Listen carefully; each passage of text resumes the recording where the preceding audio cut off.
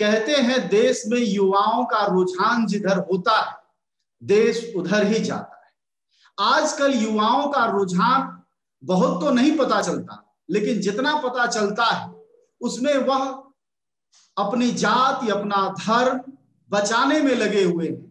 किसी को हिंदू राष्ट्र में कमजोरी नजर आ रही है, किसी को धर्म रक्षा आंदोलन दिखाई देता है, कोई थोड़ा आगे बढ़ता है तो गौरक्षा में पहुंच जाता है, और उससे थोड़ा दाहिने बाएं होता है तो वो अपने को लव जिहाद में इंगेज कर देता है। तो युवाओं की जो यह तस्वीर आजकल पॉपुलर दिख रही है लोकप्रिय ढंग से, और हर जगह का युवा, गली मोहल्ले का युवा कुछ इसी ढंग का अपना आदर्श करता नजर आ रहा है। यह चिंताजनक है, बेहतर है, भारत के भविष्य के लिए कैसा है, इन तमाम चीजों को समझेंगे हम। हमारे साथ लक्ष्मण यादव हैं। लक्ष्मण लगातार सामाजिक मसलों पर बहुत सीधी टिप्पणियां करते हैं, तीखी बात कहते हैं, छात्र आंदोलन से जुड़े रहे हैं, सामाजिक कार्यकर्ता के रूप में और साथ में शिक्षक के रूप में भी काम करते हैं। हम इनसे जानेंगे कि क्या वजह है कि युवाओं का झुकाव लगातार धार्मिक होता दिखाई दे रहा है। क्या ये सच भी है या सिर्फ दिखाई देता है? जी, बहुत शुक्रिया अजय जी। बहुत गंभीर सवाल आपने उठाया है कि चिंता युवाओं की किस कदर बदलती जा रही है। मुझे अपना बचपन याद आता है, वहीं से जोड़कर मैं इस बात का जवाब देने की कोशिश करता हूँ। हमारे बचपन में एक हमारे पिताजी, बड़े पिताजी अक्सर कहा करते थे, जब हम लोग खेल कूद करते थे, खेलने जाते थे, किताबें शायद उनकी नजर में कम पढ़ा करते थे, तो वो कहते थे कि खेलोगे कूदोगे होगे खरा और पढ़ोगे लिखोगे बनोगे नवाब। यानी उनके भीतर एक समझदारी थी कि शिक्षा हम बच्चों के भविष्य को बनाएगी, शिक्षा नवाब बनाएगी। बेशक एक सामंती भाषा है, लेकिन उसका अर्थ ये था कि हमें तमाम सवालों से जो हमारी जिंदगी के हैं, जो हमारी समाज में हमारी जिम्मेदारी के हैं, उन तक पहुंचाने का एक रास्ता जो है वो शिक्षा तय करेगी। मैं इसे जब आज बैठकर दिल्ली विश्वविद्यालय में पढ़ाते हुए या अपनी समझदारी से इस देश दुनिया को देखते हुए जब कहना चाहूंगा, तो मैं कहूंगा कि तालीम वो चीज थी जो किसी भी देश के वर्तमान और भविष्य दोनों को निर्धारित करती है। यानी हम अगर कोई देश आगे बढ़ना चाहता है तो वो अपने युवाओं को शिक्षित करेगा, स्कूल, कॉलेज, विश्वविद्यालयों को इतना मजबूत करेगा कि वहां से उस देश की दशा और दिशा दोनों पर एक गंभीर विमर्श हो। दुर्भाग्य यह है कि आज सरकारें एक सजग सचेत नागरिक नहीं चाहती जो स्कूलों से लेकर विश्वविद्यालयों तक में बनाए जाते हैं। आज चुनावी राजनीति से लेकर के सामाजिक संगठनों की जो ख्वाहिश हो गई है, उन्हें ऐसे युवा चाहिए जो अपने अधिकार बोध से, अपनी समझदारी से, अपने विवेक से शून्य हो और जनता की बजाय, नागरिक की बजाय भीड़ में तब्दील हो जिसका कोई विवेक नहीं होता। तो वो भीड़ को जब चाहते हैं ऐसे ही धर्म को खतरे में दिखाते हैं, राष्ट्र को खतरे में दिखाते हैं, दूसरे राष्ट्र से हमला का खतरा दिखाते हैं, किसी एक धर्म का बढ़ जाना, संख्या का, ये सब खतरा दिखाते हैं। तो जो अविवेकी भीड़ है, जो इस तरह की युवाओं की भीड़ तैयार की गई है, दोनों पक्ष है। पहले ये भीड़ तैयार की गई शिक्षण संस्थानों को बर्बाद करके, शिक्षा को सोसाइटी में डिलेजिटिमेट करके, और फिर अब उसका इस्तेमाल किया जा रहा है उसे इस तरह के मसलों में उलझा कर। आप देखिए जरा, हम इसको एक आगे देखिए तो अभी तो युवाओं का एक बड़ा हिस्सा ऐसा है जो शिक्षा पर खर्च होने वाले खर्चों, पढ़ाई लिखाई, आंदोलनों, जन आंदोलनों को दुश्मन की तरह देखता है।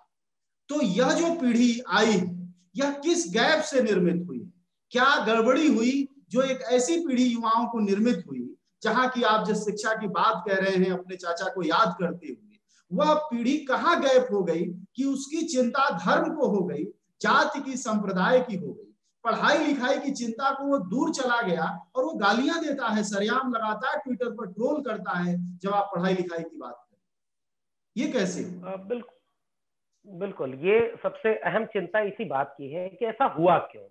मैं इसकी दो वजहें देखता हूं अजय जी। पहली वजह तो ये देखता हूं कि शिक्षा की जो समझ थी आम जनता के बीच में, हमारी जो जिन लोगों ने हमारी परवरिश की उस पीढ़ी तक, वो समझ ये थी कि एक परिवार का, एक समाज का जितने भी तरह का बदलाव है, परिवार को संभालना है, आगे बढ़ाना है, तमाम तरह की जो ख्वाहिशें थी, उनका भरोसा शिक्षा में कायम था।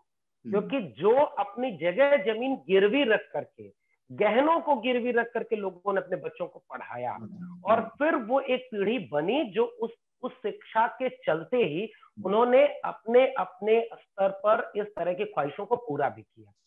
धीरे धीरे शिक्षा को रोजगार से काटा गया और बेरोजगारी, शिक्षित होकर के जो रोजगार नहीं पाए लोग हैं, इनकी तादाद बहुत ज्यादा बढ़ने गई। तो डिग्रियां, जो कल को डिग्रियां ज्ञान के साथ साथ एक अच्छा डिग्निटी वाला रोजगार देने में सक्षम थी, वे डिग्रियां अब रोजगार विहीन हो गई और बेरोजगारों की भीड़ पैदा करने लगी।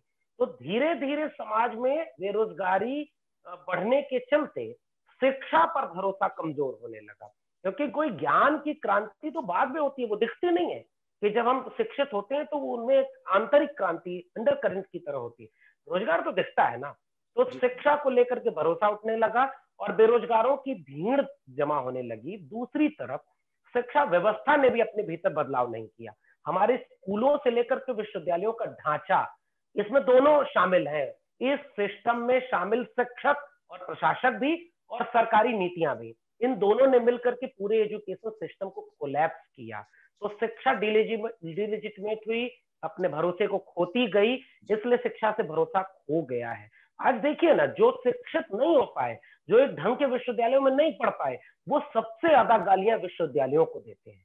शिक्षित लोगों को जब जब अर्बन नक्सल एक गाली बन जाए, बुद्धिजीवी होना एक गाली बन जाए, पढ़े लिखे लोग होना, विश्वविद्यालयों में पढ़ाना गाली बन जाए, यानी कि इसको बाकायदे तैयार किया या सरकार के विकास के आंकड़ों को बताकर और सरकार के को आईना दिखाना भी एक गाली बनता जा रहा है। बिल्कुल सही कह रहे हैं। देखिए, अब तो सवाल पूछना ही गाली है ना। और गालियों को वैधता दी जा रही है। प्रमुख चेहरे जो राजनीति करते हैं, जो बड़े बड़े वादे करते हैं, वैश्विक नेता बनने के दावे करते हैं, 70 साल में गांधी तक की छवि को पीछे करके अपनी छवि को इतना गहरा रेखांकित करना चाहते हैं कि पूरी नस्लें उनको याद करें कि वो सबसे बड़े नेता थे। उन नेताओं ने याद दिलाओ, अभी 4-5 दिन पहले, आज तारीख 21 है, 6 दिन पहले नेहरू का जन्म दिवस आता है, बाल दिवस के रूप में जिसे मनाते हैं, 14 नवंबर। उस दिन ट्विटर पर ट्रेंड कर रहा था ठरकी दिवस। मतलब नेहरू जैसे आदमी, आप विचार के स्तर पर फर्क हो सकता है, और जब आप उम्र देखेंगे, चेहरे देखेंगे, फेक हो या सही हो, ट्विटर हैंडल पर जो ट्रोल कर रहे हैं उनके चेहरे देखेंगे तो सब वो चेहरे हैं जो बिल्कुल अभी कहते हैं जिसको मुंह छाना चेहरे पर, वो युवा होते हैं। तो ये जो बदलाव है, चलिए इसको थोड़ा सा हम एक सवाल में लेते हैं, और वो ये कि जिस दिन रिजल्ट आया बिहार का, उस दिन प्रधानमंत्री मोदी ने दिल्ली के अपने दफ्तर, मतलब भाजपा के दफ्तर से संबोधित करते हुए कहा कि हम चाहते हैं कि देश के युवा राजनीति से जुड़े, भाजपा से जुड़े और बदलाव करें।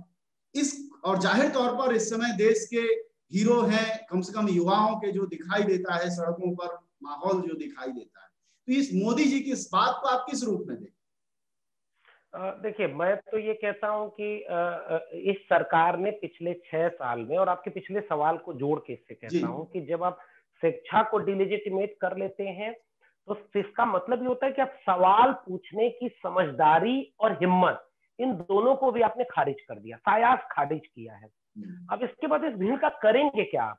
ये भीड़ तो और राजनीतिक हो चुकी है, यानी राजनीति को गालियां दे करके भी वो राजनीति करते हैं, इस राजनीति को नहीं समझ पाई। तो इस भीड़ ने शिक्षक, अगर हम लोग शिक्षक हैं, हमने आंदोलन किए तो हमने गालियां खाई हैं कि आप शिक्षक, आप नेतागिरी कर रहे हैं। यानी आप शिक्षा को बचाने के लिए अगर कोई आंदोलन करते हैं तो हमने गालियां खाई हैं कि नेतागिरी कर रहे हैं। अगर मैं एक सामाजिक न्याय का अपने को पक्षधर बुद्धिजीवी मानता हूं, अगर मैं उसके लिए सवाल कर रहा हूं तो मुझे गालियां मिलती हैं कि मैं नेतागिरी कर रहा हूं। तो इस तरह से शब्दों के मानी बदल दिए गए, सेकुलर होना गाली बना दिया गया, बौद्धिक होना गाली बना दिया गया। अब आप इस तरह की ट्रेनिंग देकर के अगर आप युवाओं से ये कहते हैं कि आप राजनीति से जुड़े, तो मैं तो ये सवाल पूछूंगा कि प्रधानमंत्री जी को ये जवाब देना चाहिए कि वो किसकी राजनीति से जुड़े, ये तय करना तो उनका काम नहीं है। युवाओं को, अगर कोई उनके विरोधी दल की राजनीति से जुड़ता है तो क्या वो राजनीति नहीं है? क्या उनको वही ट्रोलर गाली देंगे? तो एक जो फ्रस्ट्रेशन था ना सोसाइटी में, हमारे समाज में आंतरिक धारा के रूप में एक नफरतों का बीज पुराना है। इन सरकारों ने, इन नेताओं ने उन्हें उभार दिया है और अब उनका वो इस्तेमाल कर रहे हैं। तो अब अगर मैं खुश होऊंगा, मैं अपने क्लास में अपने विद्यार्थियों से कहता हूँ कि जेंडर मूवमेंट का, फेमिनिस्ट मूवमेंट का वो नारा हमेशा याद रखो कि nothing is personal, everything is political. कुछ भी निजी नहीं है, सब कुछ राजनीति है। तो हम, आई हेट पॉलिटिक्स, यह भी एक पॉलिटिक्स है। तो हर युवा पॉलिटिक्स कर रहा है, बस उसको अब ये समझदारी देना सोसाइटी का काम है, समाज के तमाम संस्थानों का काम है कि उसको फर्क समझा दें कि कौन ट्रोलर है, कौन गालियां दे रहा है, कौन अपने, मेरे स्टूडेंट मुझे गालियां दिए हैं, हमने तो वो गालियां खाई है। तो मैं खुद पे भी प्रश्न चिन्ह उठाता हूं कि जैसे ही विचार भेद हुआ, हम आपसे सहमत नहीं, आप नेहरू जी का जिक्र कर रहे थे अपने सवाल में, बिल्कुल ठीक बात है। गांधी से असहमत थे डॉक्टर अंबेडकर, सुभाष चंद्र बोस, भगत सिंह, खुद नेहरू। गांधी ने एक लफ्ज भी कहीं इन सबके खिलाफ ऐसा नहीं लिखा है। गांधी डायलॉग करते थे इन सारे लोगों से। अंबेडकर सबसे ज्यादा विरोध में खड़े थे और अंबेडकर ये दावा करते हैं कि गांधी एक जरूरी शख्स था और भी उनके सहमतियां अपनी जगह। आज हमने क्या बना दिया है, हमने अपने युवाओं को गाली देने की ट्रोलिंग मशीन बना दी है। तो शिक्षा बर्बाद होने से, बेरोजगारी से, इनके भीतर एक गुस्सा जो पनप सकता था, जो उसी सरकार से सवाल पूछता जिन्होंने 2 करोड़ रोजगार देने की बात की थी, तो वो सवाल सरकार से न पूछा जाए, उसको एक दूसरी दिशा में दे दिया जाए। कभी वो लिंचिंग करने लगे वो भीड़, कभी वो गौ रक्षा करने लगे, कभी कुछ करने लगे और फिर धर्म खतरे में उसको बचाने लगे। तो ये इनकी पॉलिटिक्स है और मैं उम्मीद करता हूं कि हर एक युवा को राजनीति करनी चाहिए। हर एक युवा राजनीति, वोट तो सब देते हैं ना, तो आपका राय भी होगी, तो आप राजनीति खुलकर करिए। जरूरी नहीं केवल चुनाव लड़ना नेतागिरी नहीं होता। नेतागिरी वो भी है कि हमारे पढ़ने के लिए स्कूल बचेंगे कि नहीं, विश्वविद्यालय बचेगा कि नहीं, इस देश में आरक्षण बचेगा कि नहीं, एक स्वस्थ बहस हो। अगर ये राजनीति है तो हर युवा को इस देश में राजनीति करनी चाहिए। और अगर युवा राजनीति नहीं करेंगे तो डॉक्टर लोहिया का वो कथन है, अगर आप राजनीति नहीं करते तो राजनीति के शिकार होते हैं। तो हम राजनीति के शिकार हो रहे हैं और हमारा दौर युवाओं के सबसे बड़े देश में सबसे ज्यादा शिकार कर रहा है उन्हीं युवाओं का, उनके भविष्य का और उन तमाम ख्वाबों का जो युवाओं को कभी क्रांति की एक बुनियाद देखा जा रहा था, आज तो वो विनाश की बुनियाद बन चुके हैं। ये मेरा कहना है। अच्छा, ये एक आखिरी सवाल ये होगा कि हमारे जो युवा हैं उनकी चिंताएं वापस, जैसे हर आदमी को कहते हैं रोटी चाहिए, रोटी से कोई बड़ा सवाल नहीं होता, लेकिन जिन युवाओं से हम लोग बात करते हैं, सड़कों पर जब जाते हैं स्टोरीज करने, अभी बिहार चुनाव कवर कर रहा था तो लड़के कहते थे कि वो बेरोजगार है, लेकिन उसके लिए वह जिम्मेदार सरकारों को उस रूप में नहीं मानते। उन्हें लगता है कि प्रधानमंत्री मोदी की वजह से इस देश में मंदी नहीं आई, उनके कदमों से, मतलब नोटबंदी से या इस तरह के फैसलों से यह जानकारी हमारे युवाओं तक, सही जानकारी नहीं पहुंच पा रही। इसमें इसका जो रोल है वह बड़ा रोल क्या है और कैसे दुरुस्त होगा, क्योंकि सही जानकारी जानी चाहिए। बिल्कुल ठीक बात है अजय जी, और बहुत गंभीर सवाल यही है। एक चुनौती तो यह है ना कि अगर हम एक प्रोफेसर के बतौर अपने विद्यार्थी में यह चेतना नहीं पैदा कर पा रहे हैं तो इसमें कुछ दोष तो हमारा भी होगा, शिक्षण संस्थानों का भी होगा। उसी तरह से समाज अलग अलग तरह की संस्थाओं से चलता है। समाज में, परिवार में अगर बैठ करके रोज टीवी पर जहर देखा जा रहा है तो बच्चा अगले दिन लिंचिंग में जाएगा। तो वो सामाजिक संस्था के तौर पर परिवार पे भी प्रश्न चिन्ह उठाता है, शैक्षणिक संस्थानों पर भी प्रश्न चिन्ह उठाता है, इसी तरह से वो मीडिया पर उठाता है, राजनीतिक दलों पर उठाता है, क्योंकि सबकी भूमिकाएं निर्धारित है। अब हो क्या रहा है कि इन सारे संस्थानों में जो कारपोरेट पूंजी से अपने खेमे में किए जा सकते थे उन सबको खरीद लिया गया है। इसलिए जो सच्ची सूचनाएं हैं, इतिहास को तोड़ दिया गया है। इतिहास, ये जो युवा पीढ़ी है ना, इसके साथ सबसे बड़ा संकट ये है कि ये अपनी जड़ों से काट दी गई युवा पीढ़ी, इसकी अपनी जड़ों का इन्हें पता ही नहीं है। इतिहास अगर बदल दीजिए तो भविष्य और वर्तमान दोनों ध्वस्त हो जाता है। और सबको पता है, चिनुआ वजापे की बहुत मशहूर पंक्तियां हैं कि शिकारियों के इतिहास में हिरणों की गाथाएं नहीं होती। तो आपको पता ही नहीं होगा कि इतिहास क्या है। इसलिए जो इतिहास काट दिया गया तो उन्हें पीछे की चीजें खत्म हो गई। अब वर्तमान चल रहा है, वर्तमान में सूचनाएं कौन देता है, नरेशन बनाता कौन है, सरकार की भूमिका क्या है, नीतियों का असर क्या होता है, उसकी दो बड़ी जिम्मेदारी शैक्षणिक संस्थानों की और मीडिया घरानों की है। इनसे एक समझ बनती है, काउंटर नैरेटिव बनता है। ये दोनों फेल हो रहे हैं और इस काउंटर नैरेटिव के बाद जो स्पेस बचता है वह पॉलिटिकल पार्टियों के अपने चैनल होते हैं, जिसमें बड़े नेता खड़े होकर के आम जनता से उनकी भाषा में, प्रधानमंत्री की एक बात तो बात कहेंगे ना कि उनकी भाषा लोगों से कनेक्ट करती है। तो जहर बोने वाला अपने को लोगों से कनेक्ट कर ले रहा है, तो दवा देने वाला क्यों नहीं कर पा रहा है? अगर आप दावा करते हैं कि आप दवा देने वाले, कनेक्शन गैप है। तो मैं इसकी मूल वजह ये मानता हूं कि उन्होंने कई स्तर पर काम किया है। वो स्तर आपको एक central university, public funded central university के बर्बाद करने के पैरेलल व्हाट्सएप यूनिवर्सिटी को खड़ा करना है। वह स्तर परिवारों के भीतर भी धर्म और जातियों की नफरत भर देना है। वह स्तर मीडिया घरानों को खरीद लेना है। पॉलिटिकल पार्टियों के आत्मविश्वास को इतना चूर चूर कर देना है कि वो उनके एजेंडे पर खेलते हैं, उनके अपने एजेंडे नहीं हो पाते। बिहार में कोशिश हुई थी बेरोजगारी की, इससे क्या हो रहा है, वो समझ नहीं बन पा रही है कि सरकारी नीतियों का दोष ही आप झेल रहे हैं, तो वो अपनी बात समझाने में सफल हो जा रहे हैं। इसीलिए आप देखेंगे कि कोविड के पहले भी इकोनॉमी कोलैप्स कर चुकी थी, कोविड के बाद वो पूरी तरह कोलैप्स कर गई। बेरोजगारी 45 साल में सबसे ज्यादा है। सारे नई शिक्षा नीति से सारे विश्वविद्यालयों को निजी हाथों में बेचने की चीजें चल रही हैं। पीएसयू जितने सब बेच दिए गए और इसके बाद तर्क क्या बना दिया गया कि प्राइवेटाइजेशन तो अच्छी चीज है। इसका मतलब जो लोग इस देश को बर्बाद कर रहे हैं, भले उन्होंने पूंजी से सारे नरेशन बिल्डिंग के इंस्टीट्यूशन अपने कब्जे में ले लिए, लेकिन सोसाइटी भी इस जगह पर मुठभेड़ नहीं कर पा रही है, वो काउंटर नैरेटिव नहीं गढ़ पा रही है, और जो लोग कोशिश कर रहे हैं उनकी आवाजें शायद जनता तक नहीं पहुंच पा रही है। ये एक बहुत खतरनाक मसला है, और अगर हम अपना नरेशन जनता को नहीं समझा पाएंगे तो फिर एक बार मदारी आएगा, हर बार वो तमाशा दिखाएगा, चंदा ले जाएगा कि हमने धूल से पैसा बना दिया, और फिर ये समाज का नुकसान है। मुझे लगता है युवाओं के ऊपर पूरा दोष देने की बजाय इन सारे अलग अलग संस्थानों की जो भूमिका खत्म होती जा रही है, इसे बचाना होगा, समाज को जागना होगा, तभी हम शायद इन तरह के खतरों से लड़ पाएंगे।